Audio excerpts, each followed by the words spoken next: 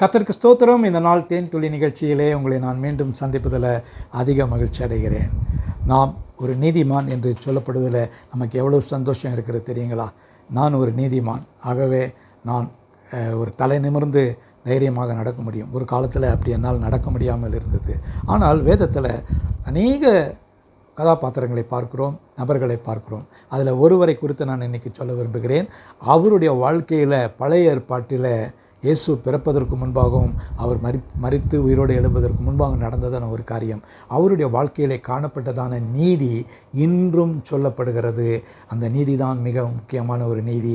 அந்த நீதி நமக்கு எப்படி பொருந்தக்கூடியதாக இருக்குது என்று அப்போஸ்தலனாகிய பவுல் ரோமருக்கு எழுதின நிருபத்தில் சொல்லுகிறார். ரோமர் 4ஆம் அதிகாரத்தில் ஒரு 19ஆம் வசனத்திலிருந்து நான் படிப்போம் என்று சொன்னால், ஆபிரகாமுக்கு இருந்த விசுவாசத்தை தான் குறித்து அது அதிக மேன்மையாக சொல்லப்படுகிறது. அதோடு கூட அவன் விசுவாசித்தான், அது அவனுக்கு நீதியாக எண்ணப்பட்டது, இம்ப்யூட்டட் என்று சொல்லப்படுகிறது. இங்கே தமிழ் வேதாகமத்தில் நீதியாக என்று சொல்லப்படுகிறது. ஆனால் இந்த நீதி என்கிறதான வார்த்தை பின்னாலே வருகிற வசனங்களிலே பார்க்கும் பொழுது மிக அழகாக சொல்லப்படுகிறது. 22வது வசனத்தில், ஆகையால் அது ஆபிரகாமுக்கு அவனுக்கு நீதியாக எண்ணப்பட்டது. It was righteousness unto him. அதோடு கூட அது அவனுக்கு நீதியாக எண்ணப்பட்டது என்பது அவனுக்காக மாத்திரமல்ல, நமக்காக எழுதப்பட்டிருக்கிறது. பின்காலத்தில் இயேசு வரப்போகிறார். இயேசு வந்து இந்த உலகத்தில் உங்களுக்கும் எனக்குமாக மரித்து உயிர்த்தெழுந்து நமக்கு இந்த நீதியை கொடுக்க போகிறார் என்பதை அந்த நேரத்திலேயே ஏசாயா ரோமர்கள் நிருபத்தில் மிக அழகாக அவர் சொல்லியிருக்கிறார். இதை முன்பாகவே ஆபிரகாமுடைய வாழ்க்கையில் இது சுட்டி காட்டப்பட்டிருக்கிறது. அதை தான் பவுல் இங்கு தெளிவாக சொல்கிறார். 24, 25 வசனங்களை நான் படிக்கும் பொழுது, நம்முடைய கர்த்தராகிய இயேசுவை மரித்தெழுந்து எழுப்பினவரை விசுவாசிக்கிற நமக்கும் அப்படி ஆகும். மரித்தெழுந்து எழுப்பினவரை என்று சொன்னால் தேவனை நாம் விசுவாசிக்கும் பொழுது அது நமக்கும் பொருந்தக்கூடியதாக இருக்கும், அந்த நீதி நமக்கும் கிடைக்கக்கூடியதாக இருக்கும். ஆகவே 25 தான் மிக முக்கியமான ஒரு வசனம். அவர் நம்முடைய பாவங்களுக்காக ஒப்பு கொடுக்கப்பட்டும் நாம் நீதிமான்களாக்கப்படுவதற்காக எழுப்பப்பட்டும் இருக்கிறார்.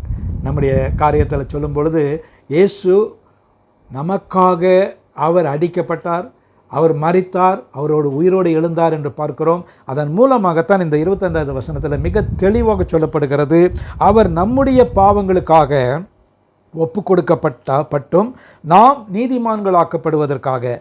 நீங்களும் நானும் இயேசுவினுடைய மரணம் உயிர்த்தெழுதின் மூலமாக நீதிமான்களாக்கப்படுவதற்காக எழுப்பப்பட்டும் இருக்கிறார். இயேசு உயிரோடு எழுந்ததற்கான ஒரு முக்கியமான ஒரு காரியம், அவர் எழுப்பப்பட்டு நம்மை நீதிமான்களாக்கி இருக்கிறார். எப்படி பழைய ஏற்பாட்டிலே ஆபிரகாம் நீதிமானாக்கப்பட்டான் என்று சொல்லப்படுகிறதோ, அதை போலவே நீங்களும் நானும் கூட இயேசு கிறிஸ்துவின் மூலமாக, அவருடைய மரணத்தின் மூலமாகவும் அவருடைய உயிர்த்தெழுதின் மூலமாகவும் நாம் எழுப்பப்பட்டிருக்கிறோம். ஹல்லேலூயா!